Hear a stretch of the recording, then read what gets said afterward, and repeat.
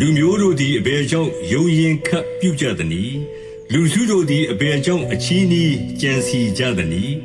လောကီရှင်ဘုရင်တို့သည်ထားကြ၍မူးမတ်အရာရှိတို့လည်းထာဝရဘုရားနှင့်ခရစ်တော်ကိုရံပက်ပြုလျက်သူတို့ချီနှောင်ခြင်းကိုဖြေကြကုန်အံ့ချီနှောင်သောကျိုးတို့ကိုပယ်ကြကုန်အံ့ဟုသင်းဖွဲ့ကြ၏ကောင်းကင်ဘုံ၌ထိုင်တော်မူသောသူသည်ပြုံးရည်၍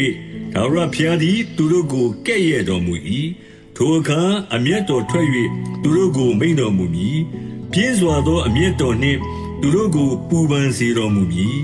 ငါ၏ရှင်ဘုရင်ကိုတန်ရှင်းသောဇိအုန်တောင်တော်ပေါ်မှငါကိုယ်တိုင်ဗိသိက်ပေးပြီဟုမိန့်တော်မူ၏ဗျာဒိတ်တော်အချက်ကိုငါပြန်ကြားပေအံ့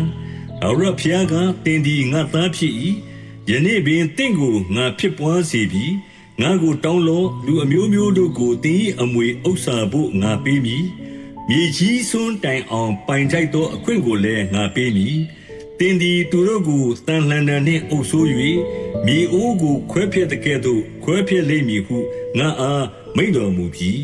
တို့ဖြစ်၍ရှင်ဘုရင်တို့ပညာသတိရှိကြလော့လောကီမင်းတို့ဆုံးမခြင်းကိုခံကြလော့ကြောက်ရွံ့သောစိတ်နှင့်ထာဝရဘုရား၏အမှုတော်ကိုထမ်းရွက်၍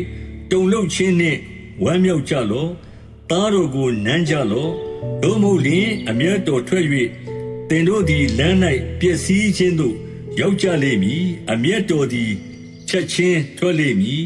သားတော်ကိုကိုးစားသောသူအပေါင်းတို့သည်မင်္ဂလာရှိကြ၏